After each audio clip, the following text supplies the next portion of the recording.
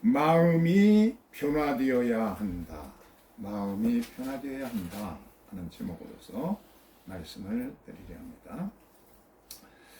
예수께서 오병이어 기적을 행하시고 수많은 무리들을 먹이시고 무리로 걷고 이런 기사이적을 행하니까 엄청난 무리가 예수님을 쫓아다녔습니다. 이 소식을 들은 예루살렘의 사내들인 공회에서는 조사단을 보냈습니다. 예수의 일행이 이단성은 없는지 조사해라. 그래서 서기관과 바리새인들을 파송하게 됩니다. 그래서 그들이 와가지고 예수님께 질문합니다. 당신의 제자들 가운데 어떤 자들은 손을 씻지 않고 부정한 손으로 음식을 먹는다는 소식을 들었습니다. 그러니까 바리새인들이 이거는 장로의 전통을 위반하는 고약한 일입니다. 예수님을 고발할 그런 처세로 소리를 쳤습니다. 그러자 이제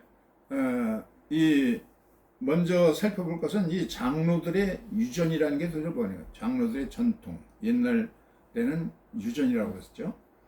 트레디션인데 영어로는 이게 뭘까? 모세가 시내산에서 토라를 받을 때 계명을 받을 때에 성문 율법엔 기록되어 있는 토라뿐만 아니라 구전으로 되어 있는 해설서도 이제 받았다는 겁니다. 구전으로 받은 것인데, 그래서 이 구전의 해석 이것을 이제 장로들의 유전이라 해가지고 이제 그것을 하나의 체계를 이루어서 미시나 탈무드에 편입하게 된 거대한 분량의 부분을 말합니다. 마가복음 7장 3절로 4절은 가로를 쳐놨어요. 왜 그러냐? 이 마가복음의 독자는 로마인입니다. 그래서 로마인들에게 이 장로들의 유전이 무엇인지 그것을 해설해 주기 위해서 그렇게 이제 괄호를 쳐서 설명해 줍니다.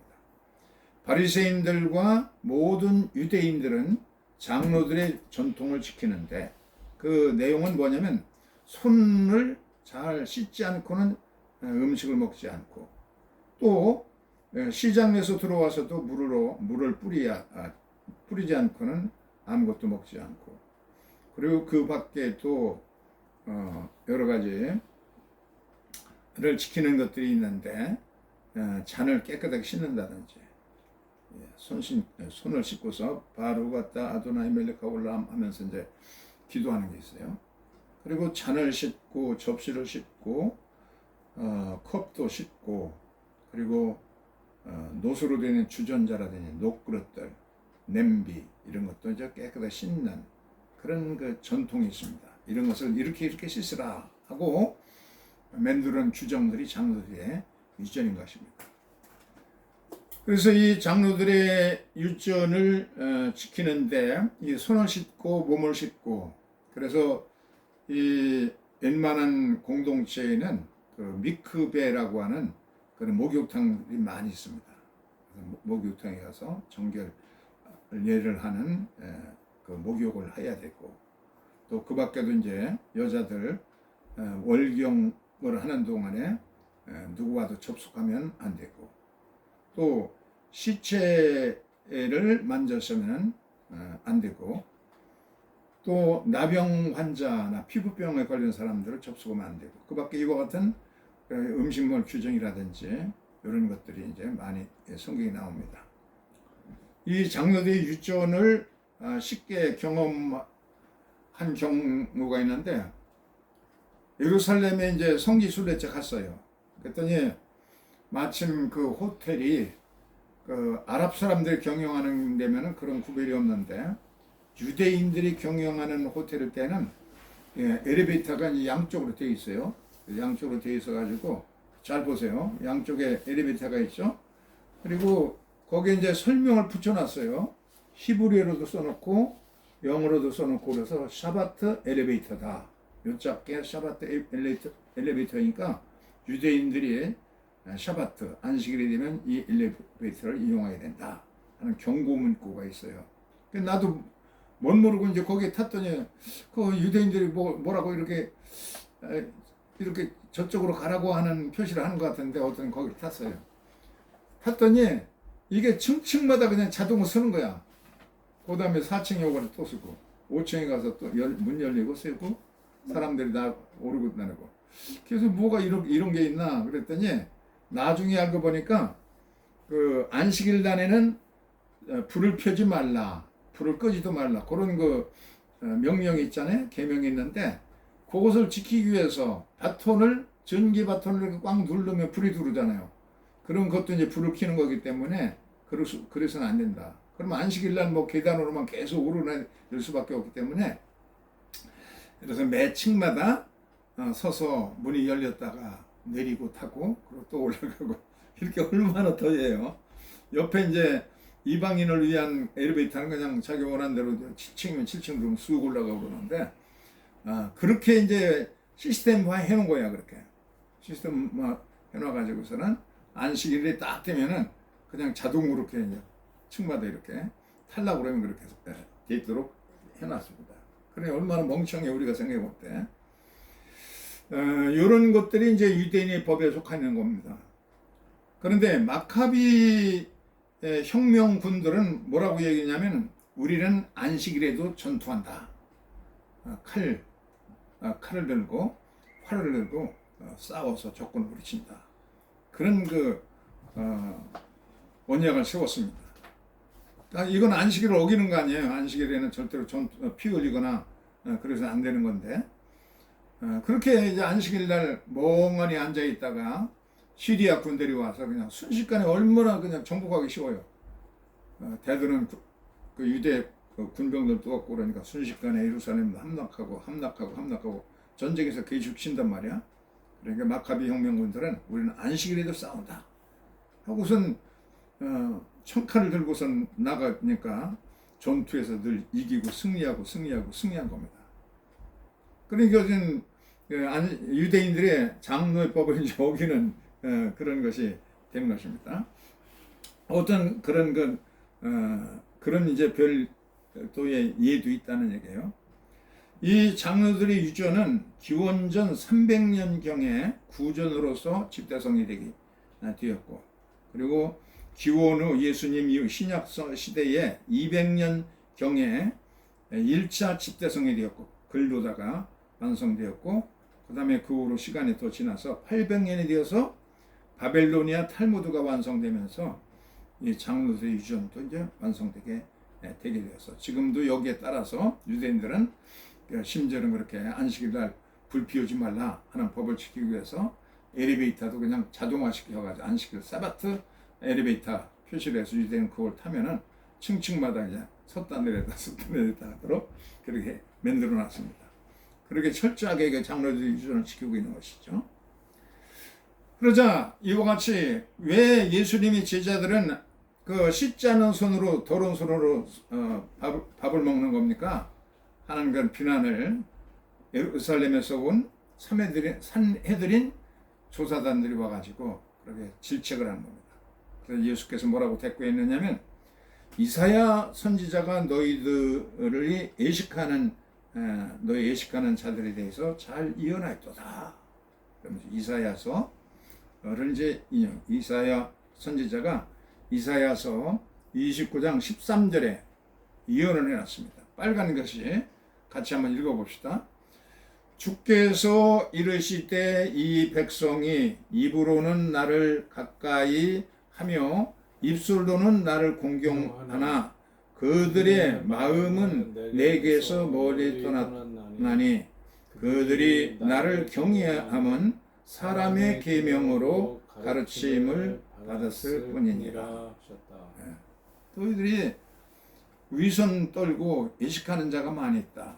입술로는 주 여호와를 공경한다고 그러면서 사실상 그렇지 못하고 사람의 계명을 만들어 가지고서 하나님을 경외하는 법들을 외면하고 있다. 그래서 이 당시에 바리새인들의 예식에 대해서 이미 이사야가 예언을 해놨다는 겁니다. 이 예식이라는 말은 무슨 뜻을 가지고 있냐면은 헬라어로 히포크라테스인데 연극 배우가 하는 일들. 연극 배우는 자기는 슬프지도 않은데 금방 그냥 연극 배우는 눈물을 쭉 흘리면서, 우리는 그렇게 못하지, 연극을 못하잖아요. 진실인 것처럼 그렇게 텔레비전 탤런트는 또 어떻게 금방 그냥 눈물을 쭉 흘리고 그래요. 바로 이제 그런 속과 겉이 다른 이 위선적인 태도들, 이런 것을 가리켜서 히포크라테스 혹은 연극 배우들의 동작들을 애식이라는 말로 이제 표시한 겁니다. 이것이 마태복음 23장에 바리새인들이 얼마나 애식하는지, 자기들이 경건해 보이려고 그냥 이 옷술도 이제 크게 하고 또 뭐 그 성경 기절도 크게 써가지고 다니고, 경문도 큼직하게 달고 다니고, 나는 경건한 유대인이다 그런 걸 보여주기 위해서 그런다는 겁니다. 너무 보수하다 보면 한국의 이 보수주의 장로교들도 보면은 이런 위선자들이 많이 있습니다. 그래서 자기들 거룩한 척 이렇게 하고, 장로들도 기도할 때 그냥 길게 그냥 이렇게 기도하고, 그런 버릇들이 생겨납니다. 그리고 이제 예수께서 장로들의 유전 가운데 큰 오류를 하나 시작합니다. 너희들이 성경의 계명에는, 하나님 계명에는 너희의 부모를 공경하라 그렇게 되어 있는데, 근데 장로들의 법에는, 장로들의 그 전통에는 뭐가 있느냐면은 고르반이라는 것이 의식이 있습니다. 그건 뭐냐면, 고르반이라는 얘기는 무슨 뜻이냐면 히브리어로다가 더 가까이 나아간다 하는, 더 가까이 간다 하는 그런 뜻을 가지고 고르반이. 그래서 하나님께 드리는 그 희생제사라는 뜻으로 고르반이 쓰여집니다. 그래서 이 물건은 이제 하나님께 드린 바가 되었다 할 때 이제 고르반이라고 그러는데, 부모님께 이것을 스마트폰을 이제 새로 하나 사가지고 선물을 하려고 하는 그런 마음을 가졌어요. 그런데 아깝잖아요. 돈도 비싸고. 그러니까 그럴 때에 고르반 하면은 하나님께 드린 바가 되어 있기 때문에 부모님에게 안 드려도 고르반 하고서는 이제 챙겨놔도 된다는 얘기예요. 그러니 얼마나 너희들이, 인간들이 만들어 놓은 장로들의 유전의 계명으로 인해서 하나님의 계명을 무시하고 어겼으니 이 얼마나 잘못된 거냐. 장로들의 유전이라는 게 바로 그런 것이라는 겁니다. 그래서 모세의 성문법, 십계명 돌판으로 받아 있는 계명 같은 것은 성문화되어 있는 거 아니에요? 그런 것이 본래 하나님 주신 계명인데, 네 부모를 공경하라 그런 것인데, 장로들의 유전법은 자기들이 편리를 위해서 이거 뭐 금덩어리 하나를 부모님께 드리려고 했는데 좀 아무래도 아까운 것 같아요. 생활하는 데도 필요할 것 같고. 그래서 고르반 하고 이제 애쳐놓으면은 그냥 하나님께 드린 바가 되었기 때문에 부모님을 효도 안에도 공경하지 않아도 된다 하는 그런 것이 이제 장로들의 법에 있기 때문에, 이게 얼마나 잘못된 것인지 예수께서 그 위선들을 적나라하게 이제 지적했습니다. 그러면서 이제 뭐라고 했느냐면, 그 사람의 마음에서 나오는 것이 그 사람을 더럽히는 것이다. 사람이 씻지 않은 더러운 손을 가지고 음식을 먹었다고 해서 그 사람이 더러워지는 것이 아니고, 그냥 먹었으면 뒤로다가 배설하게 될 것이고, 그리고 사람을 더럽히는 것은 그 사람의 마음에서 나오는 그런 것들이 그 사람을 인격을 더럽히고 더럽히는 것이다. 예를 들면 여기 보세요. 우리의 마음의 세계를 이제 그려보는 겁니다. 이 여자가 상당히 아주 얼굴에 보톡스도 맞고 가발도 하고 또 비싼 예제 화장품도 쓰고 치장도 이렇게 하고 겉으로 굉장히 그냥 아름답고 참 생생한 피부를 갖기 위해 굉장히 애를 씁니다. 그런데 이 사람의 마음의 세계는 어떨까? 보면은 그 마음에는 늘 양심의 눈이 있습니다. 영혼의 눈이 있어요. 깜빡이고 있는데, 그런데도 이 사람이 겉사람을 꾸미기에 늘 바쁘기 때문에 그의 마음에는 음행과 불결과 호색과 우상 숭배와 주술과 원수 맺는 것과 또 분쟁과 시기와 분냄과 파당과 분열과 방탕함과 투기와 술 취함과 이단 이런 것들이 있다는 거예요. 그러니까 이 사람이 속에 악독한 것들이 가득한데 말을 하더라도 그 말에 그냥 살기가 있고 그냥 얼굴 표정만 보더라도 겉으로는 미소 짓는 것 같아도 돌아서면은 그 험담을 한다든지 농담이라고 하면서 그냥 한마디씩 하는 것에 거기에 뼈가 있는 말들을 한다든지 이렇게 인격을 손상시키고 속에서 나오는 것들이 그 사람의 인격을 손상시키고 주변을 더럽히고 사회를 더럽힌다는 거예요.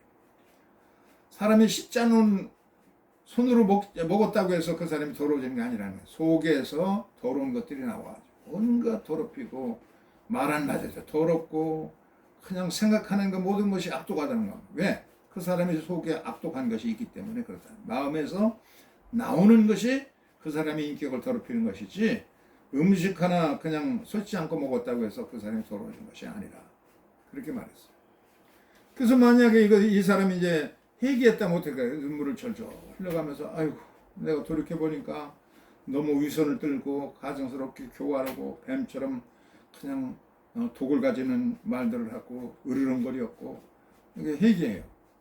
그러면 이 사람이 이제 이 모든 것들이 다 밖으로 나가서 깨끗해지고 그의 마음 속에는 예수 그리스도가 계시고 십자가 있어가지고 깨끗한 심령이 될 수가 있다는 겁니다.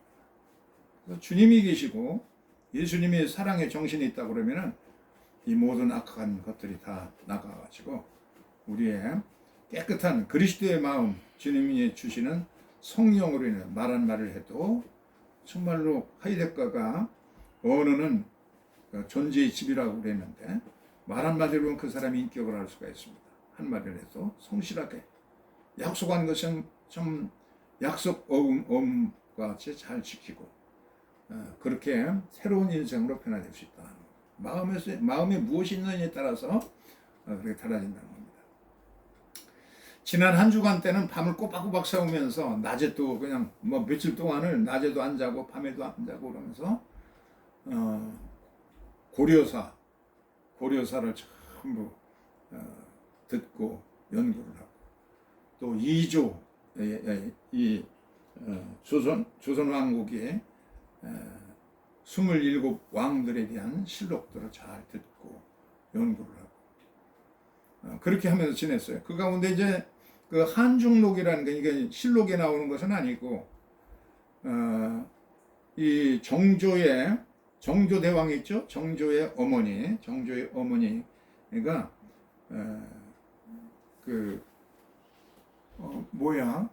홍씨인데 홍씨예요. 이 홍씨가 이제 늙어가지고 한많은 인생을 살았어요. 자기 남편이 누구예요? 사도세자인데 사도세자를 그 아버지 영조가 뒤지에 넣어서 8만에 그냥 굶어서 죽게 만들었잖아요. 그 찜통 삼복도 위에.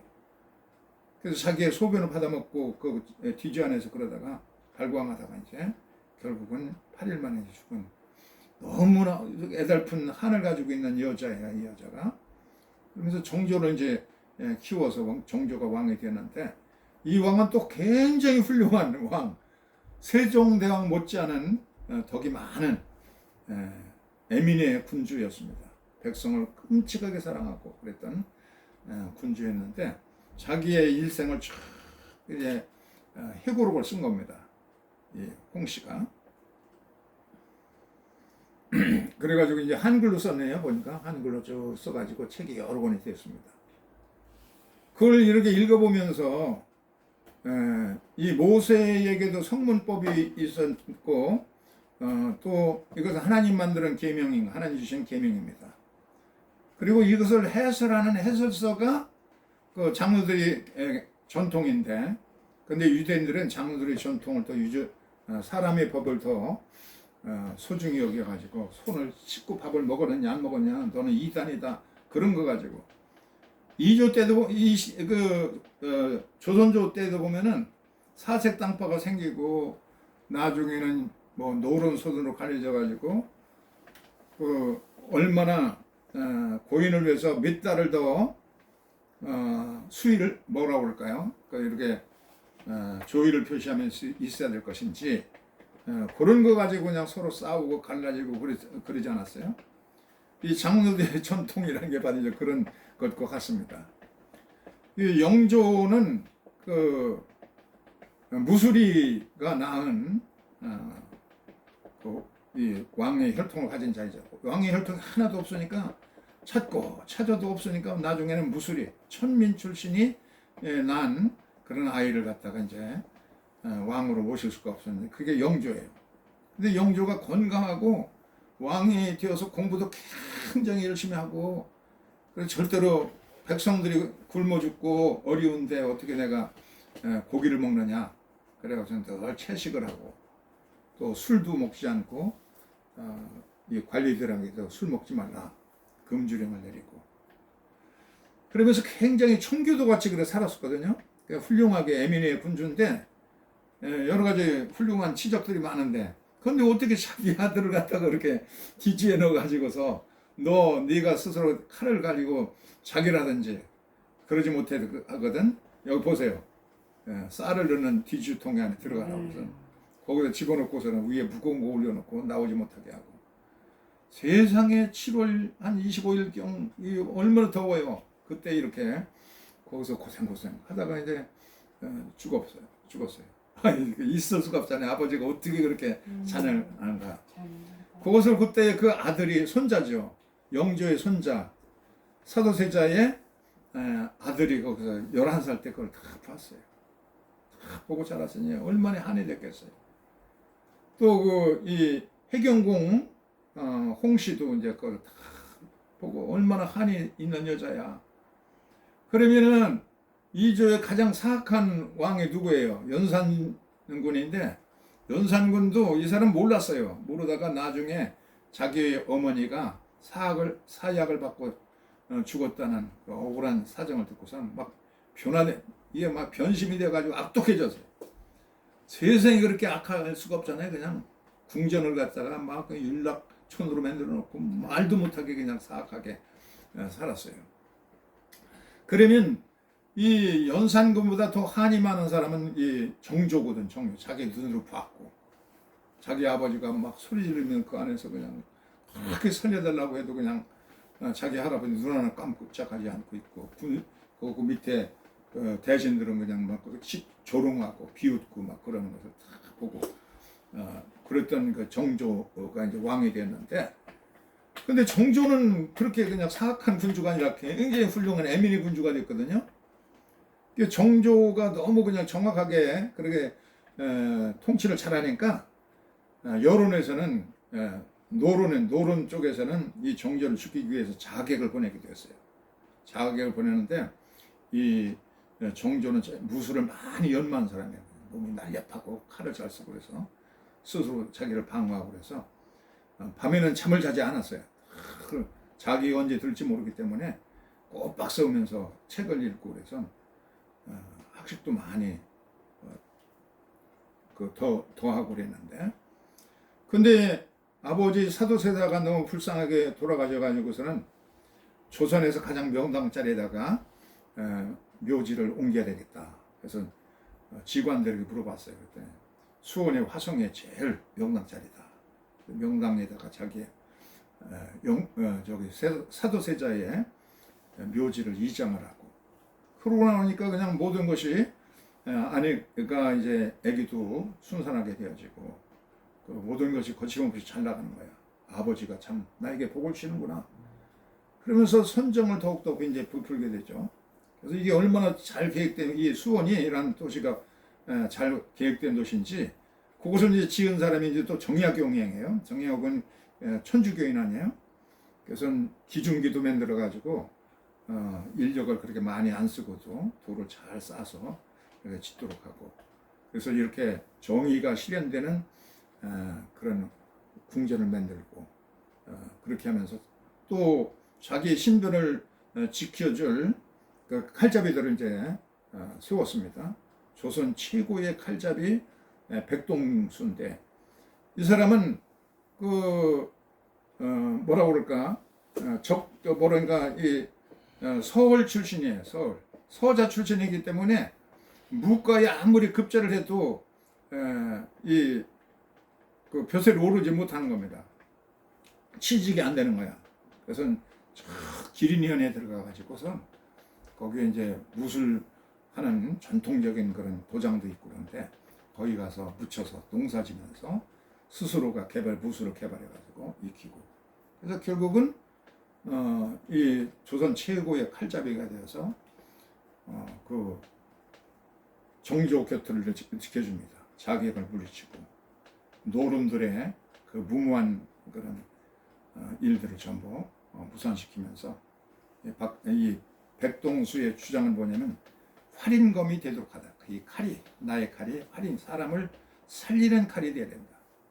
그리고 반대의 살수 세력들이 있어요. 사람을 죽이고 노른의 앞잡이가 되어가지고서는 칼부림을 하고 그러는 이 살수들은 살인검을 늘 휘두르는데, 백동수는 함부로 칼을 쓰지 않고 전쟁이 일어나가지고 국민을 살릴 때라든지 이런 때가 아니면 사람을 죽이는 데 쓰지 않고 살리는 칼이 되어서 그 용서해주고 그러는데도 철천지 원수를 칼로 죽이지 않고 살려주면 그가 마지막에는 다 마음을 바꿔서 백동수를 위해서 돕고, 뭐 흑사초롱이라고 하는 살인 집단이 있어요. 그 노른 측에서 운영하는 거기에 최고의 책임자도 결국은 백동수 편이 되어주고 전부 칼을 버리고 땀 흘려 일하라고 땅도 주고 이 시민권도 주고 그런 일로서 이제 끝나는데, 그 칼을 쓰더라도 그 쓰는 마음이 어떻게 되느냐에 따라서 활인검이 되어서 사람을, 의사가 수술해서 살리면 그 똑같은 칼이지만 살리잖아요. 칼잡이의 칼도 마찬가지예요. 어떤 사람이 칼을 잡느냐에 따라서 활인검도 되고 살인검도 되는 건데, 오늘 예수님께서 말씀하시기를 손으로 씻지 않고 먹었다고 해서 그 사람을 더럽히는 것이 아니다. 사람의 속에서 나오는 것이 그 사람을 더럽히는 것이다 하신 것처럼 우리 마음에 무엇이 들어있느냐가 좀 중요한 것이다. 오늘 주신 말씀을 예수님의 사람의 손으로 씻지 않고 먹었다고 해서 더럽히지 아니하고 그 사람의 마음이 더러운 것이 나오면은 그 사람을 더럽히는 거다 했습니다. 우리 마음속에 성령으로 무장되어서 늘 거룩한 것들이 가득할 수 있길 바라면서 잠시 묵상하겠습니다.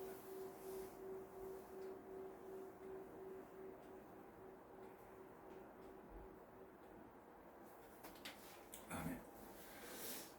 484장 3절 4절